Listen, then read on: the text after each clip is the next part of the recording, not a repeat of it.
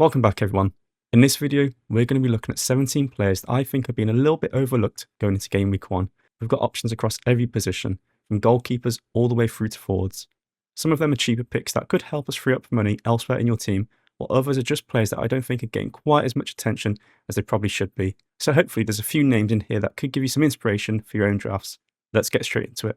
Starting with the goalkeepers, and if you don't want to spend 5 or 5.5 million, or go all the way up to someone like Tavernier, I think there's 4.5 million goalkeepers I'd be considering. We've got Leno at Fulham, Petrovic at Bournemouth, Verbruggen at Brighton and Kinski at Spurs. And as you see from the graphics, Leno, Petrovic and Verbruggen, they all have pretty decent save numbers from last season, around that 2.5 to 3 saves per 90 mark. Kinski's was a fair bit lower, but also was a much smaller sample, so I wouldn't read too much into that. The fixtures are probably the more contentious part for me. So Petrovic, for example, has Man City away first game week, and Leno has Chelsea at home. So it's a little bit more of a difficult fixture in game week 1, but the tougher fixtures aren't necessarily a complete disaster for 4.5 million keepers.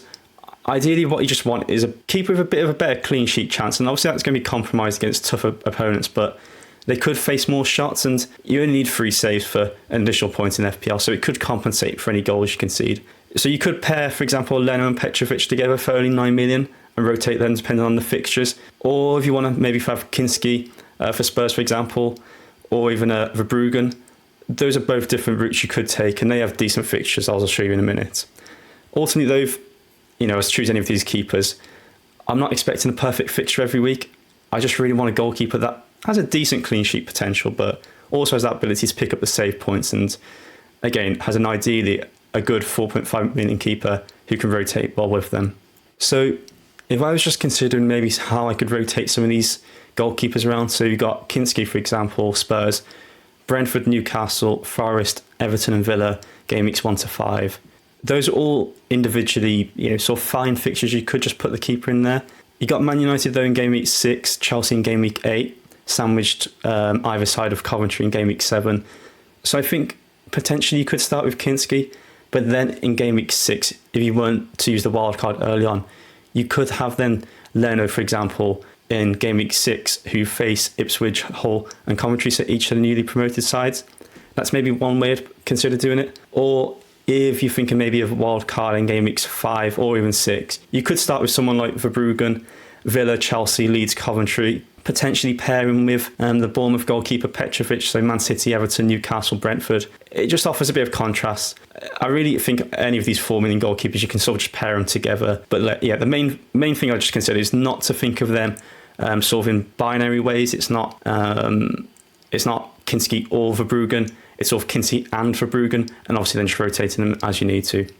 Okay, moving on to defenders. And the first option I want to talk about is Muharemovic at Leeds. He's a new 5 million defender in FPL this season, having just joined from Sassuolo in Serie A. And the main thing that stands out to me is his DEFCON potential. So last season, he averaged around 10.7 defensive contributions per start, hitting that DEFCON threshold in about 50% of the games he played in. So for a 5 million defender, those numbers are really encouraging, and there's a little bit of attacking potential there as well. 2 goals, 2 assists last season. So he's not entirely reliant on DEFCON, but his attacking data wasn't anything really to write home about, so I won't get too excited from that. And there was also really encouraging signs in Leeds friendly yesterday against RB Leipzig. So Farke played a 5 at the back with Muharemovic as that left centre back, and then Rodon and Justin as the other 2. And he still recorded 9 defensive contributions in that game, courtesy of Alex Riley on Twitter there for the analysis, but it looks good.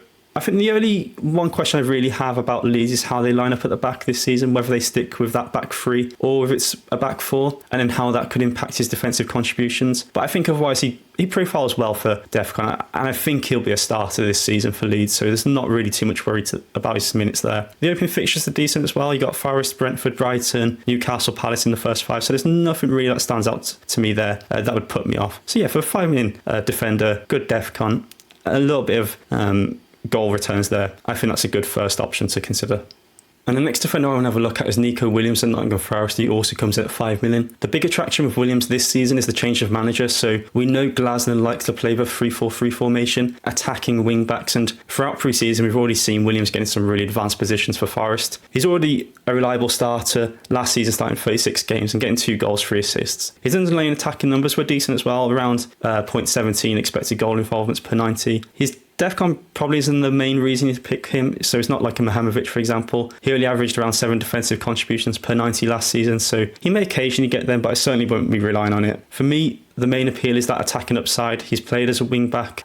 He's getting some really good positions, and there could be some set piece involvement there as well. Just give him a few different routes to points. The fixtures are a bit mixed. Leeds, Liverpool, Spurs, Villa and Coventry to start the season, so I don't think he's necessarily someone I would want to play every single week, but if you're considering building towards an early bench boost, particularly bench boost 1, I think Williams could be a really interesting 5 million option, and given what we saw Glasner's wing backs at Palace, there could be definitely some haul potential as well. Okay, next up, we've got JD Canvot at Crystal Palace, again a 5 million defender. And I think Canvot could be a really interesting option this season. With Gay and Lacrosse having both gone, I think we can expect a lot more of him to become a regular starter in that Palace defence. And the main reason I like him as well is DEFCON. Last season he averaged 11 defensive contributions per 90 and around 10.6 per start, so that gave him about a 60% DEFCON hit rate in the games he was starting. And there's not loads of attacking threat there. His XGI was only around 0.12 per 90, so that's not probably the reason I would be picking him, but it's more about the clean sheets, and that with the extra 2 points you can get for defensive contribution points can push him up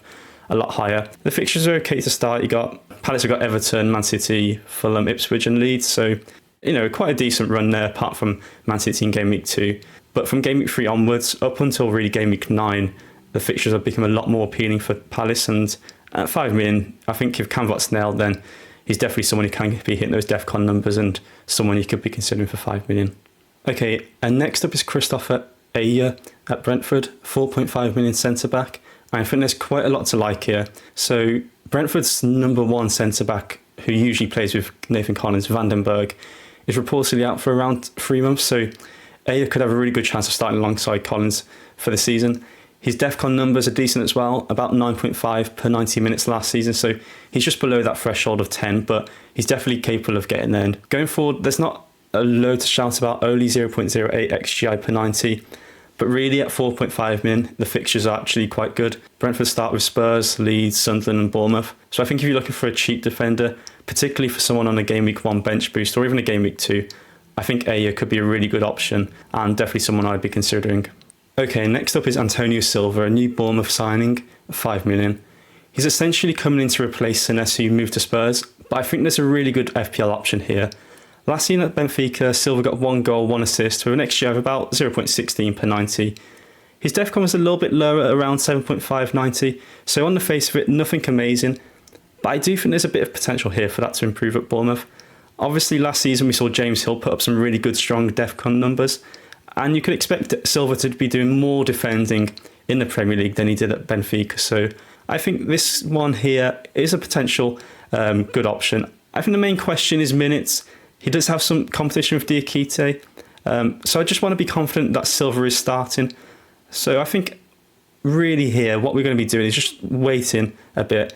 Let some of these bad fixtures for Bournemouth pass by. But then when there's a good fixture opportunity, if Silva has got good minutes and we are certain he's basically a starting centre-back alongside James Hill, I think this could be someone to consider. James Hill's 5.5 million, so a bit more expensive. Silva potentially could be the new Senesi for 26-27. I'm moving into midfield, and the first one I'm going to be looking at is Dominic Szoboszlai at 7 million. Now, he's already in 46% of teams, so obviously not exactly a hidden gem, but I think there's a good reason for that. With Salah no longer at Liverpool, Szoboszlai has a much bigger share of set pieces. We're expecting corners, free kicks, and there's some potentially penalties there as well, as we've seen last season. The big question there, though, is whether Alexander Isak's always going to be starting, and whether then he takes them ahead of Szoboszlai. But even without penalties, I think there's plenty of routes to points. Last season, he managed 6 goals, 7 assists, with an XG of about 0.32 per 90. And his DEFCON numbers are decent as well, around 9.4 per 90 based on last season, but he did have to cover it right back from time to time. So I think there's a little bit of potential for misinterpretation there. While it's pretty good, I don't think that's the main reason you should be going for Szoboszlai. Mainly it's because of the routes to points. And then also we look at the fixtures Liverpool have got to start the season. You've got game week 1 Newcastle, who've only just got a new manager. Forest, Ipswich, Fulham, Bournemouth. What do we notice? They're all teams with new managers, and some of these weren't exactly massive performers. I mean, Forest particularly last season, Ipswich obviously a newly promoted side, and Fulham, we're not too sure what to expect. Likewise with Bournemouth as well. So I think at 7 million, playing in this Liverpool attack with Wirtz potentially playing more of a 10 this season and Isak fit to start, I think there's a lot to like, and there's probably a lot of synergy that could be harvested from Szoboszlai. Obviously, another signing like Barkolu that Liverpool are linked with could change the set-piece dynamic as we currently know it as. But with what we know right now, I think Szoboszlai is probably looking like one of the standout picks in midfield this season. Next up in midfield is Bruno G at Arsenal, and this one is very much a Game Week 1 focused pick. He's 7 million, he should be a differential, and Arsenal start at home to Coventry, which is about as good as a fixture you could ask for. His numbers for Newcastle were good as well, 9 goals and 5 assists last season, although 2 of those were penalties, and I don't expect him to be on penalties at Arsenal because of Gyökeres and Saka, but his non-penalty XG last season was around 0.15 per 90, and he had an expected assist of 0.18. So now he's playing with better players. You'd hope there's potentially some upside on those numbers. And there's even a little bit of DEFCON potential there as well, with around 9 DEFCON per 90 last minutes. But there is a big caveat here. I'd need to be really confident that Guimaraes will be starting in Game Week 1, and he also gets good minutes. Obviously, he's at the World Cup with Brazil. And I think if Rice or Saka are missing in Game Week 1, then he is someone I could be considering. Potentially also Martin Odegaard as well is another alternative I'd like. But if Saka and Rice aren't there, it does open up set pieces, and we've obviously seen Guimaraes has taken some set pieces for Newcastle, so potentially that's a route to points, and like I say, it's very much Game Week 1 focus, so he's not necessarily someone I'd pick and hold long term from day one. But if we do get the right team news, Arsenal have Coventry at home, and you're planning an early wildcard, yeah, Bruno Guimaraes is definitely someone maybe I'd be considering. And for 7 million, I think it's quite a fun punt for Game Week 1. Okay, next up in midfield is Marcus Tavernier at Bournemouth. I think he's gone massively under the radar in pre-season. He's only 6 million and currently around 2% owned, so he's a proper differential. And last season he managed 7 goals, 4 assists for Bournemouth, non-penalty XG of 0.25 per 90 and an XA of 0.15. What I really like about these numbers is his routes to points as well. He's got corners, free kicks, and potentially a share of penalties. Now, we have seen Kluivert take some penalties in pre-season, but I don't think Kluivert's necessarily as nailed as some people expect. I think Bournemouth got a lot of attacking talent. I'm thinking Ryan, Adley, Tavernier, for example. So yeah, Kluivert might not be starting every game, and I think that just gives routes to penalties for Tavernier. And on the other hand as well, Tavernier is a lot more secure in minutes as we saw last season. Now the obvious downside is Game Week 1. Bournemouth are away at Man City, so a really tough fixture to start. But after that they've got Everton, Newcastle and Brentford, which obviously looks a lot more appealing and something to consider. So maybe not my favourite for Game Week 1, but I think for a Game Week 2 bench boost, particularly if you want to consider it. And again, he's only 6 million, lots of routes to points and some good underlying stats. So I think Tavernier is definitely someone to consider and a massive differential for Game Week 1. Okay, and next up is Pascal Gross at Brighton. And at just 5.5 million, I think he could offer really great value this season. He's only rejoined the club midway through last season, but he still managed a goal and 3 assists, and around an XGI of 0.29 per 90. The big attraction of Pascal Gross though is his set pieces. We know Gross can take corners, and we know he can take free kicks. What we've seen in pre-season though is also going to be Brighton's main penalty taker now that Danny Welbeck's left the club. So at 5.5 million, there are plenty of routes to points. And the fixtures aren't bad either. Brighton start with Aston Villa and Chelsea before playing Leeds and Coventry. So he's ideal for a bench boost 1 or a bench boost 2 if you want.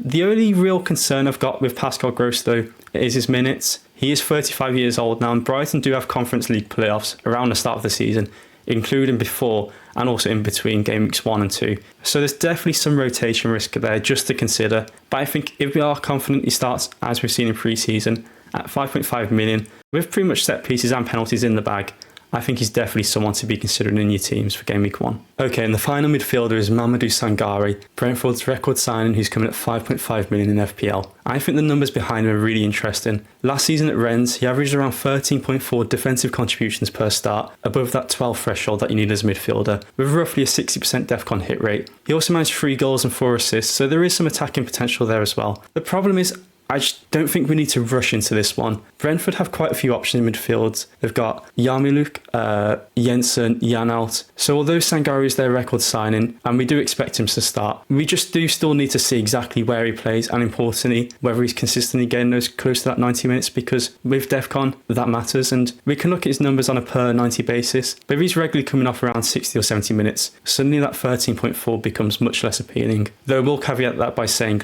yesterday in Brentford's pre-season game, I think he did come off around that 65-minute mark, and he had got DEFCON, so yeah, a very small sample size, and obviously don't read too much into that just one preseason game. But like I'm saying, let's just wait to see how that data translates from League One to the Premier League. And then we are confident he's getting those 90 minutes and he's regularly, surpassing the minutes you'd really need to be getting DEFCON. We can then reassess on that first wild card and definitely consider bringing him in. So at 5.5 million, I'd probably slightly prefer Pascal Gross just for the certainty of penalties and set pieces. But with DEFCON and, we know how sort of important and reliable it can be as a way to achieve points in FPL, I think Sangare is definitely someone we should be considering. And I'll just put him on the watch list for the time being. And then moving on to the forwards, and the first option we've got is Dominic Calvert-Lewin at 6 million. He's probably one of the safer options in terms of strikers we'll look at. He scored 14 goals for Leeds last season with an XGI of about 0.56 per 90, and he's been backed by 24% of managers so far this season. He's been scoring in pre-season, so there's not really much dislike, and we know that when Dominic Calvert-Lewin's fit, he will start for Leeds. Now, they have Forest in the first game, followed by Brentford, Brighton, Newcastle and Palace, so it's a pretty decent run of fixtures to start with for Leeds. And at 6 million, you got a starting striker on penalties with good underlying numbers and a decent fixture run, so he might not be the most exciting differential you could pick, but I think in terms of value for money, Dominic Calvert-Lewin is right up there. Okay, and the next striker we're going to be looking at is McBurnie for Hull City, and he only comes in at 5.5 million this season. Now, last season in the Championship, he scored 7 goals and got 7 assists, for an XGI of around 0.45. Now, obviously, we have to expect those numbers to come down a lot in the Premier League, but I think the big appeal for him is simply that he should start. When you compare him with some of the other 5.5 million forwards, for example, Ajer Wright, who missed Coventry's pre-season game yesterday, and also Muniz, who might not be a regular starter for Fulham, I think McBurnie just offers good value for money. Now, Hull actually do have a relatively nice fixture run for the start of the season. Game week 2 up until game week 9, I think he could even start McBurnie in most of those games, apart from game week 4 against Chelsea. And Coventry in game week 2 makes him look particularly interesting as well if you do want to be considering using that bench boost in game week 2. Now, I don't think this is someone you'd want to start necessarily every single game week, but I think if you're spending 15.5 million on Haaland, you want a cheaper striker to put alongside him. And I think McBurnie is probably the answer to that problem. Now, you can also obviously rotate him alongside any defenders and midfielders you want to use. But also with the savings that you can make with McBurnie, you can invest more money into those defenders, those midfielders, and target more routes to points there. So yeah, importantly, frees up a lot of money in the squad, and penalties, goals. I'm not expecting big things from Hull this season, but I think he'll definitely get a couple of goals and someone to consider. And finally, we've got Brobbey at Sunderland, who's coming at 6 million this season. I don't think there's anything particularly exciting in the line numbers here. He scored 7 goals, 1 assist last season for Sunderland, averaging around 0.31 XGI per 90. But importantly, he doesn't have penalties for Sunderland. I think that's something we're primarily expecting Lefay or Diarra to be having. But at 6 million, I still think he does offer some good value for money. We are pretty confident that he'll start up front for Sunderland this season, and with Ipswich and Fulham in the first 2 game weeks, there's definitely something you can target there. So I think if you are playing an early bench boost, Brobbey could fit in quite nicely with someone alongside Enzo Lefay in that structure. He's also owned by around 18% of teams, so clearly plenty of managers are backing him, but he does also still have some differential appeal if you do want to pursue it. Now, I probably wouldn't be picking Brobbey for the long term. It's a good initial start to the season, but Sunderland's fixtures do take quite a drastic turn down starting in game week 3, so if you are looking at an early wild card, Brobbey's definitely someone you can target in the first 2 game weeks and then wild card out. So there we go. Those are 17 players that I think are worth keeping an eye on going into game week 1. Obviously, I'm not saying you should go and put all these players into your team, but hopefully there's a few names in there that maybe just weren't considering before, and I've given you something to think about within your own drafts. Let me know in the comments who your favourite overlooked pick is at the moment, or if there's anyone that you think I've missed. And if you enjoyed the video, feel free to like and subscribe. I'll have plenty more videos coming before game week 1. So thanks for watching, and I'll see you in the next one.